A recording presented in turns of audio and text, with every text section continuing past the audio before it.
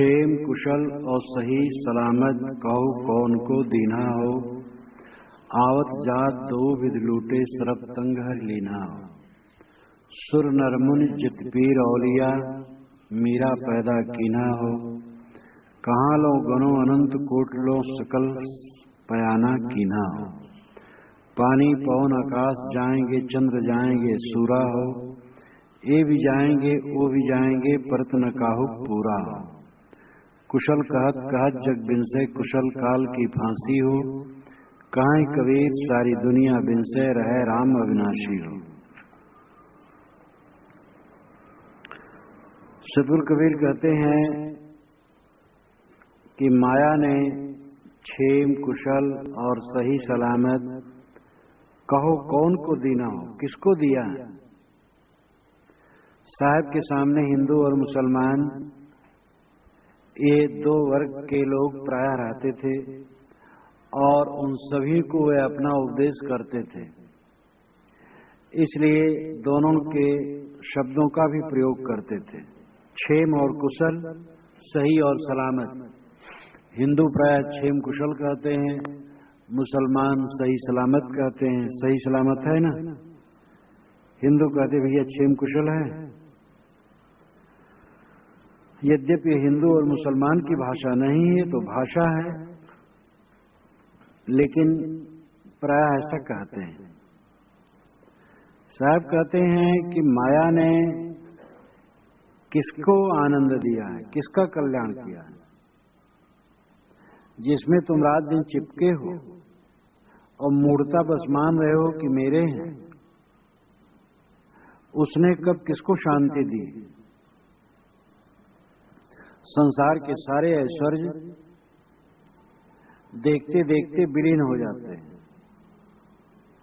और उन्हीं के आधार में इंसान अशांत बना रहता है।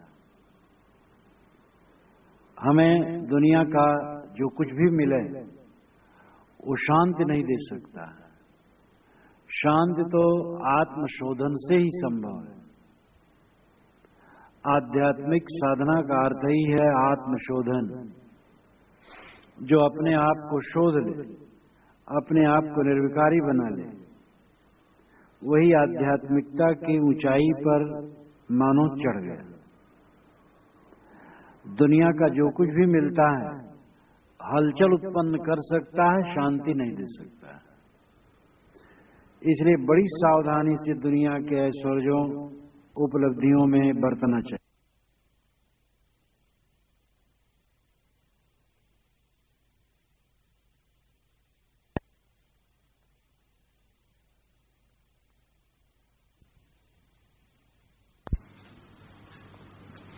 अनाज काल की आदत है, बाहर की चीजों में हमें प्रसन्नता लगती है।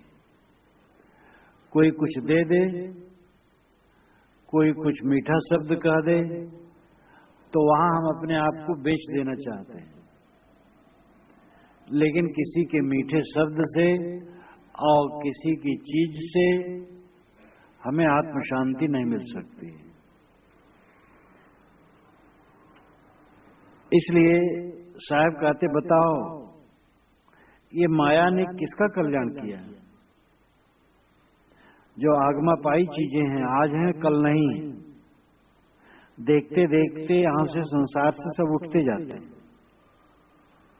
पदार्थ भी, प्राणी भी, अवस्था परिस्थिति सारा संयोग सब कुछ क्षणभंगुर।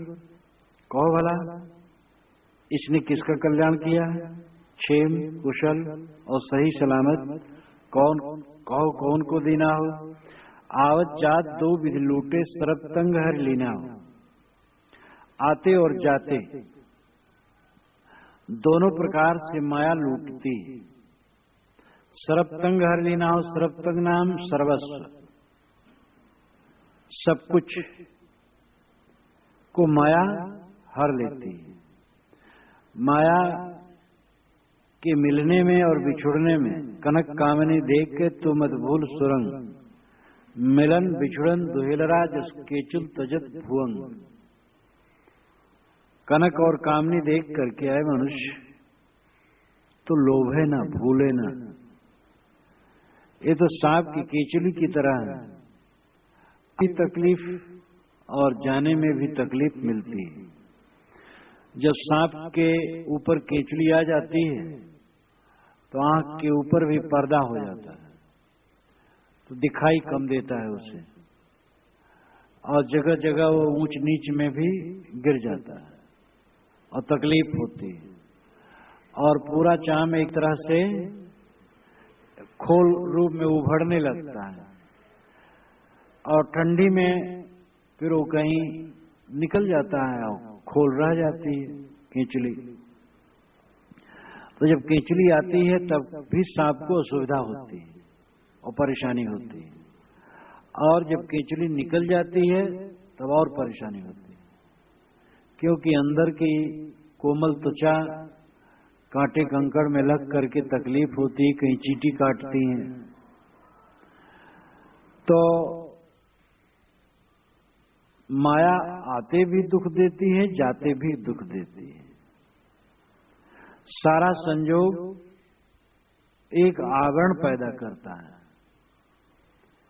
तो साहब कहते हैं जहां से तुम्हें आवरण है, जहां से तुम्हें भ्रांति मिलती है, अशांति मिलती है, उसी में तुम सुख मानते हो।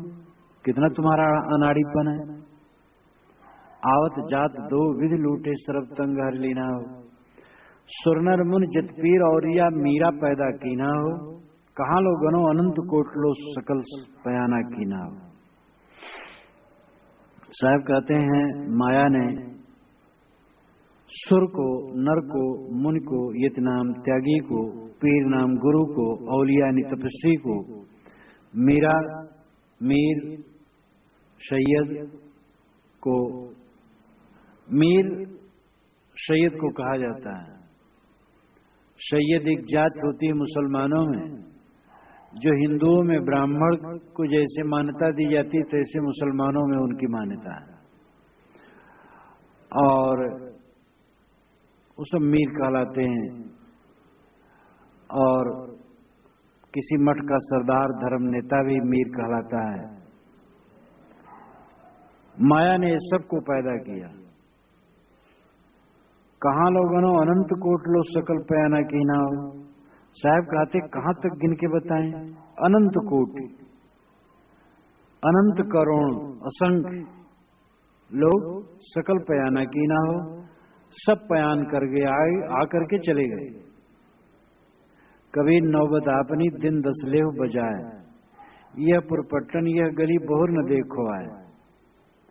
ये 10 दिन का मेला है, नौबत नगाड़े अपने बजवा लो, फिर ये गली, ये नगर, ये बस्ती देखने को नहीं मिलेंगे। पानी पवन आकाश जाएंगे, चंद्र जाएंगे, सूरा हो। पानी, पवन, आकाश, चंद्रमा, सूरज सब जाएंगे। पानी, पवन इत्यादि तत्व प्रकृति से बनी हुई सारी चीजें मिट जाती हैं, लेकिन मूल तत्व कभी नहीं मिटता है। तो पानी पवन जाने का मतलब ये नहीं पानी पवन नष्ट हो जाएगा। पानी पवन का जो मूल द्रव्य है वो सदा रहेगा, लेकिन उनसे बने पदार्थ बदलते हैं। चांद और सूरज रोज ही उजल होते रहते हैं। देखो इस समय चंद्रमा नहीं दिखाई देता, रात में सूरज नहीं दिखाई देता था। तो ये प्रत्यक्ष अनुभव का विषय आते जाते रहते हैं। इनमें परिवर्तन है, क्योंकि ये भी कणों के समूह हैं, हरदम गतिशील हैं। अब ये सब कभी बिल्कुल नहीं रहेंगे, ये अभिप्राय नहीं होना चाहिए। पदार्थ तो नित्य है, पदार्थों का टुकड़ा टुकड़ा हो जाना और फिर जुड़ जाना ये प्रकृति में चलता रहता है, लेकिन पदार्थ का मूल द्रव्य मिटता नहीं। तो ये सब तो अनंत विश्व ब्रह्मांड नित्य है, लेकिन इनमें परिवर्तन हरदम होता रहता है। जिसमें हम मोहते हैं वो चीज एक रस नहीं रहती। ये भी जाएंगे, वो भी जाएंगे, परत न काहू पूरा हो। ये और वो का मतलब सब, ये भी जाएंगे, वो भी जाएंगे। अपने माने गए जाएंगे, दूसरे भी माने गए जाएंगे। किसी से मनमुटाव हो जाता है तो हम समझते हो मर जाए तो अच्छा है, हम ही मर जाएंगे तो उसके मरने का हम क्यों कामना करें। तो परत न काहुक पूरा हो। सबसे बड़ा दुख है कि किसी को पूरा नहीं पड़ता है। पूरा पड़ना नहीं, संतोष होना। जाते तो सब है, चाहे जितना बटोर लें सब छोड़ के चले जाते हैं, लेकिन किसी को पूरा नहीं पड़ता है। ये सबसे बड़ी मूर्खता है मनुष्य की। दुनिया की चीज बटोरने से पूरा नहीं पड़ेगा। पूरा पड़ना मतलब तृप्त हो जाना। दुनिया के प्राणी, पदार्थ, सम्मान, प्रतिष्ठा, ये मिलने से किसी को पूरा पड़ता है। राजनेताओं को देख लिया जाए, अखबारों में उनके नाम छपते हैं, चित्र छपते हैं, उनके विषय में आलोचना प्रत्यालोचना छपती है। जहाँ जाते हैं फूल मालाएं पाते हैं, सत्कार पाते हैं और रुपयों की थैली पाते हैं। कहाँ संतोष होता है। और इसीलिए पद के लिए, सम्मान के लिए वो सारा पाप करते हैं। जनता को लड़ाते हैं, बम गोली चलवा देते हैं, अंदर अंदर षड्यंत्र करके हत्या खूब करवा देते हैं, जिससे वे समझते हैं कि लाभ होगा, राजनीतिक लाभ होगा, और सारा कुकर्म करते हैं। लेकिन उनके मन में संतोष कहां है। दुनिया की चीजों से कभी किसी को पूरा नहीं पड़ा है। पूरा पड़ा है आत्मसंतोष से। अपने मन को समेट लो, इच्छाओं को बटोर लो, बस संतोष हो जाएगा। थोड़े में भोजन, वस्त्र, और दुनिया से साधक को चाहिए जितना कम में गुजर हो जाए उतना ध्यान दे। बहुत पसारा करने से अशांति के सिवा कुछ नहीं है। अगर हम कुछ ज्यादा चाहेंगे तो वहीं तकलीफ होगी। इसलिए कम से कम चीजों में अपने जीवन का गुजर करना, ये दुनिया के पदार्थ का गुलाम न होना, हर चीज में थोड़े में गुजर करने की चेष्टा, और बाकी सारी तृष्णाओं को छोड़ करके आत्मसंतोष। अंदर शीतल हो जाए जिंदगी में तो जिंदगी की सफलता। रजोगुणी लोग बहुत तामझाम दिखाते हैं, दुनिया की चीजें दिखाते हैं, यह है वो है, और बड़ा अहंकार करते हैं, हमारे यह है वो है, हम ऐसा खाते हैं, ऐसा पीते हैं। वो दीन है। एक साधु अयोध्या जा रहे थे, मेरी उम्र थोड़ी थी, रास्ते में मिले, बैठे, इतनी बड़ाई करें, बच्चा, बिना सब्जी के हमारा भोजन नहीं होता। और सब्जी में जो मसाला डालते थे उसका वो वर्णन करने लगे, और कैसे वो दाल बनाते हैं, कैसे रोटी बनाते हैं, कैसे भात बनाते हैं, कैसे मुरब्बा बनाते हैं, बड़ा बड़ा वर्णन किए।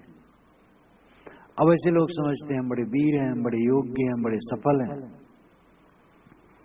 सफल तो वह है खाने के समय जो मिल जाए, सादा हो, जो मिल जाए का, रोटी खाली मिल जाए बहुत है।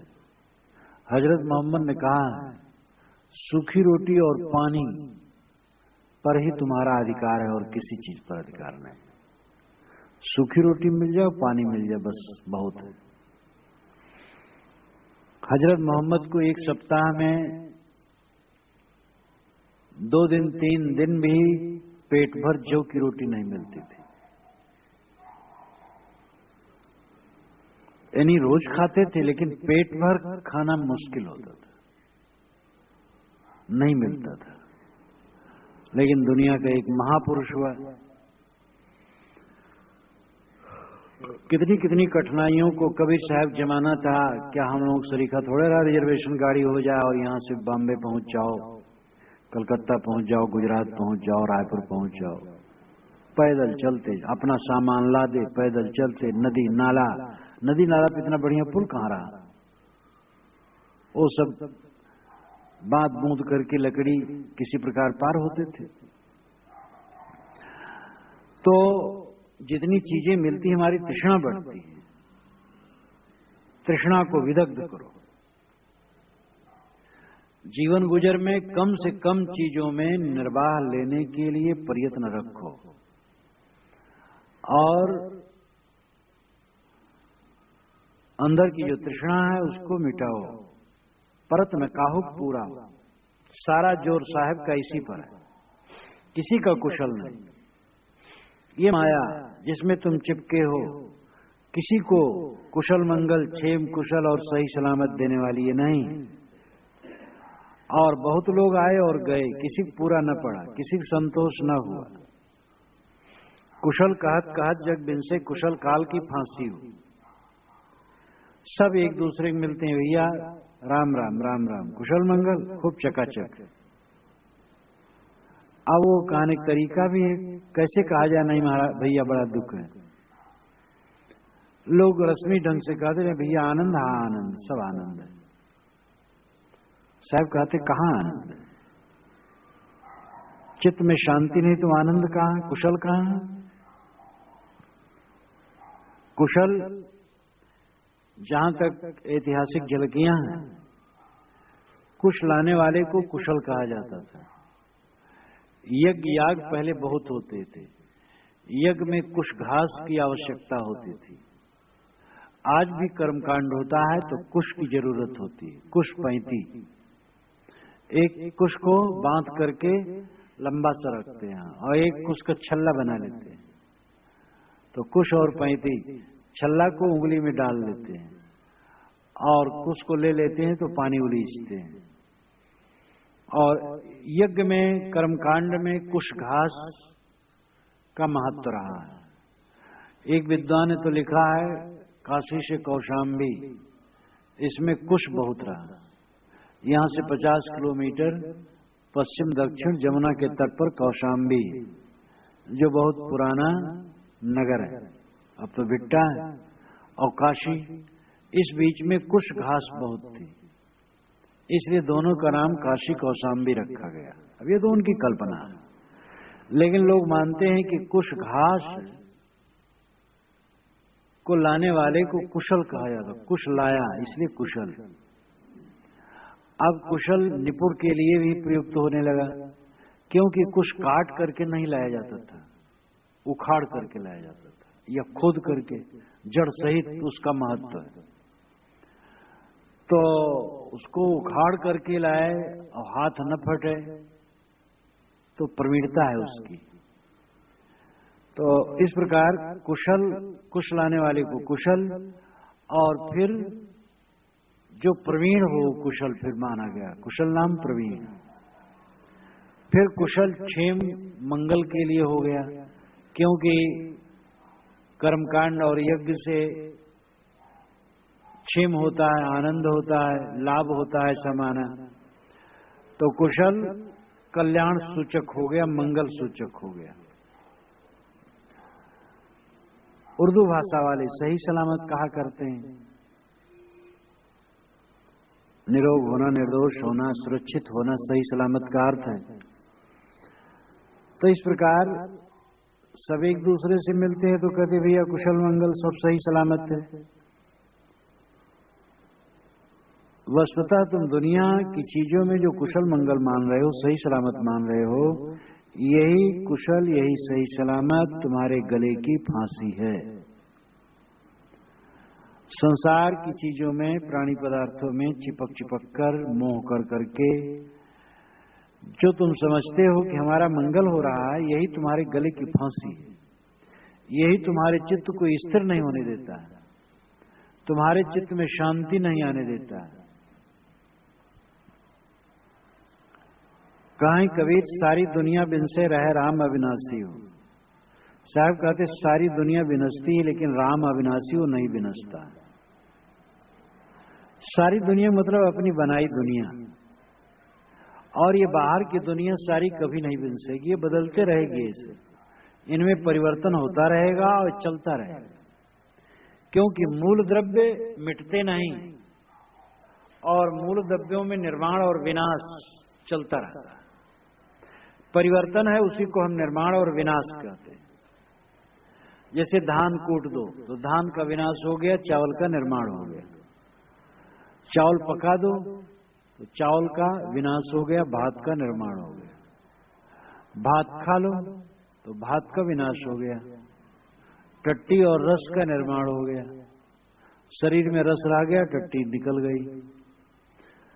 ऐसे ही टट्टी खेत में गई, टट्टी का विनाश हो गया, ऊर्जा का निर्माण हो गया, उर्वरा शक्ति खेत में आई, वो उर्वरा शक्ति पौधे में आई। तो इस प्रकार एक गति, एक क्रिया, देश और काल में पदार्थ गति करते हैं। गति के लिए देश और काल चाहिए। जैसे कि स्टेबल पर रखी हुई कोई चीज हम सरकाते हैं तो सरकाना गति है, और उसमें देश जितनी दूरी गया उतना देश, और काल भी उस समय भी लगता है। तो संसार के पदार्थों में गति होती है, और गति देश काल में होती है। इसलिए पदार्थ हैं तब गति होती है। जो पदार्थ है वो नहीं कैसे हो जाएगा? जो है वो है। केवल गति होती, केवल रूपांतर होता है। इसलिए सारी दुनिया कहीं खत्म नहीं हो जाएगी, ऐसे रहेगी। लेकिन हमारी अपनी मानी सारी दुनिया खत्म हो जाएगी। हमारे सामने अनेकों की दुनिया खत्म हुई। ऐसे घर भी हमने देखे हैं जिसमें ताला लग गया, सबके सब मर गए, ताला लगा था। कुछ दिनों के बाद उनके सगे संबंधी आए, फिर उसमें रहने लगे, और पीढ़ियां तो उठती रहती, ताला लगे चाहे न लगे, पहली पीढ़ी उठ जाती है। एक पीढ़ी आती है, दूसरी पीढ़ी जाती है, और संसार ऐसे बना रहता है। कहीं कबीर सारी दुनिया बिंस है। सारी दुनिया नाम हमारी मानी हुई दुनिया, हमारा माना हुआ अपना, ये सब बिनस जाता है, लेकिन राम नहीं बिनसता। राम निज रूप है, मनुष्य का अपना आपा है, वो कभी नहीं बिनसता। इसके लिए प्रत्यक्ष प्रमाण इस जीवन में हम ले सकते हैं। इस जीवन के पहले क्या था हमें पता नहीं, इस जीवन के बाद क्या होगा ये भी पता नहीं, लेकिन वर्तमान का तो अनुभूत विषय है। तो जब से हम पैदा हुए हैं, होश में आए हैं, तब से आज तक हमें अपने अभाव का अनुभव नहीं हुआ।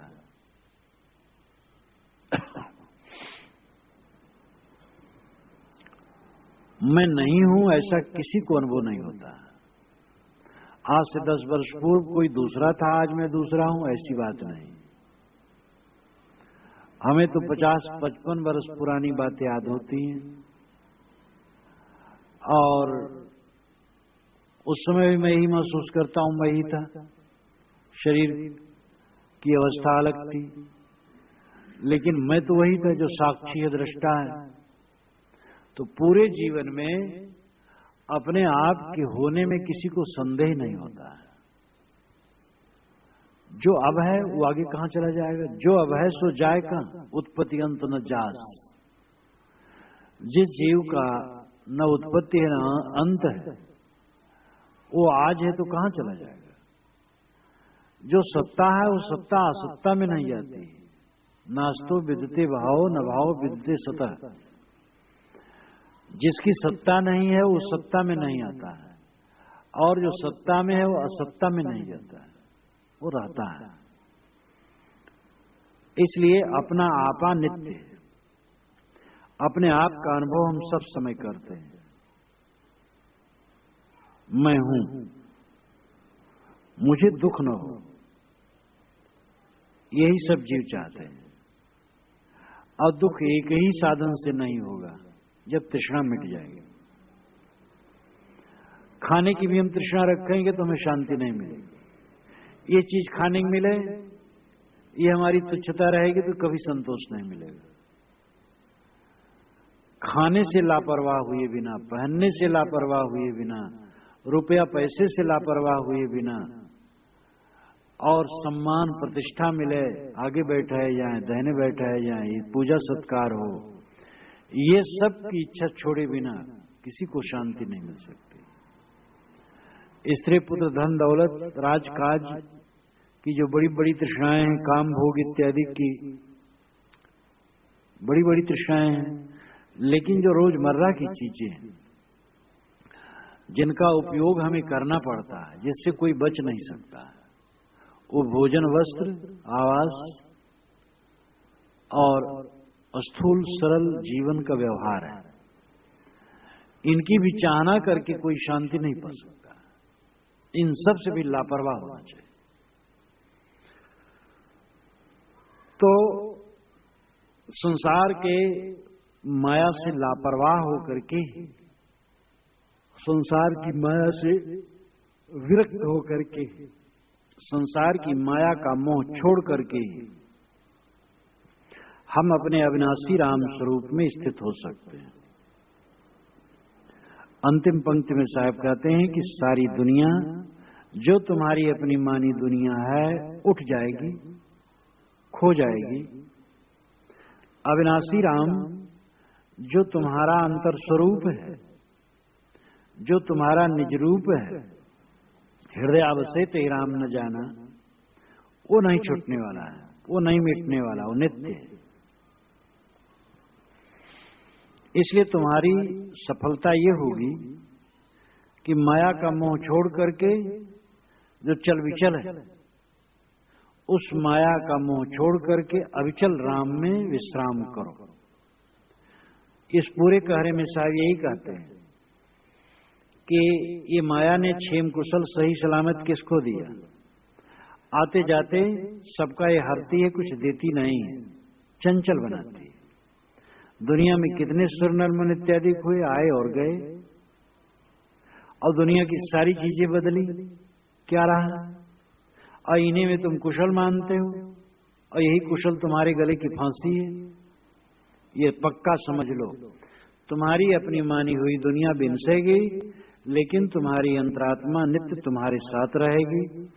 तुम्हें चाहिए कि दुनिया का मोह छोड़कर अपने अंतरात्मा में, अपने स्वरूप में स्थित हो।